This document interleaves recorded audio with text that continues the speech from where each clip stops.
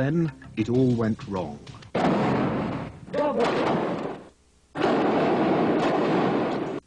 Who's criminal or have killed people could run away, but not me. All the international air workers come to count us and visit us like tourists. Armed guards are also based on top of the trucks. The big problem is the looters and not the forces of either side. The writing on the wall says there is no peace between Hawiye and Daroj.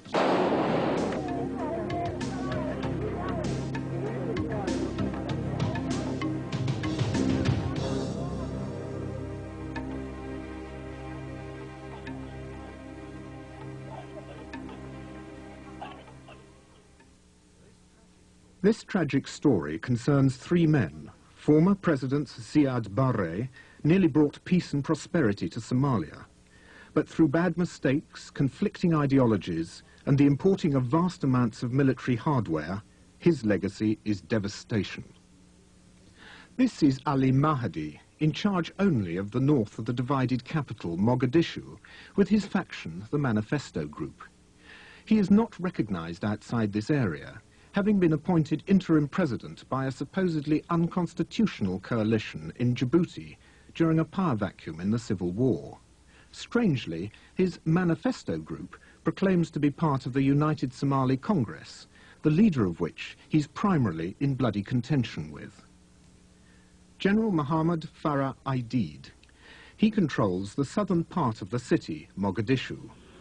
Funded by the then ruler of neighbouring Ethiopia, he couldn't completely overthrow President Siad Barre, Ali Mahdi, or the northern clans.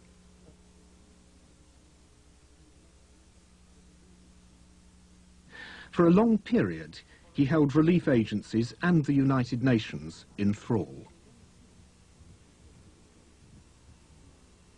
These three hostile men have caused Somalia's descent into anarchy, devastation and starvation. But why did it happen? To understand that, Somalia's past must be looked at for the clues that mirror its present. Although used to clan rivalry, border disputes, drought and occasional famine, by the mid-1970s the Somali Democratic Republic seemed close to conquering them all. Under its authoritarian president, Siad Barre, the country appeared to have wealth, progressive infrastructure, adequate food, and a high standard of education and medication.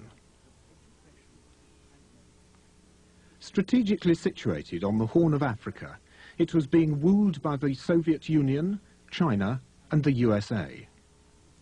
The enterprising Somali population, a beautiful race descended from Arabs and North Africans, were quick to turn this aid into progress, for although mostly nomadic, they were good at business and adapting to new ways. In the late 19th century, the capital, Mogadishu, its name meaning seat of the Shah in ancient Persian, was being considered by the colonial powers. They all had designs on this region, commanding the southern approaches to the Suez Canal and important sea routes along the east coast of Africa. It was an easy takeover, for the Somali elders were happy to recommend being under the protection of any nation offering friendship, a characteristic which would one day prove a destructive cocktail.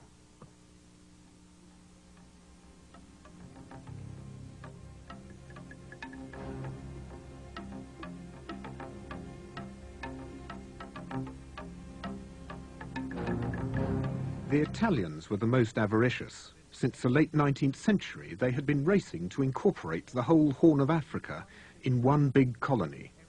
Eritrea was already under their influence. However, France took the northwest around Djibouti, Britain the north, and the Italians the south, by far the biggest and most productive part.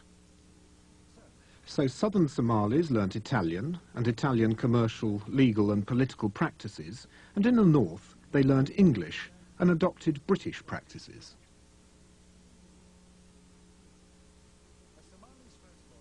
A Somali's first loyalty is to his sub-clan, then his clan, the basis of Somali culture, and these allegiances run deep. minor disputes, once settled with clubs and spears, would assume horrific proportions with the introduction of modern automatic weapons. To the west, the nominally Christian Ethiopian Empire also had its eyes on Somaliland. They took over the Ogaden and Howd regions, which the Somalis considered their own. The dispute over these regions angered and intimidated future President Siad Barre. It would ultimately destroy Somalia.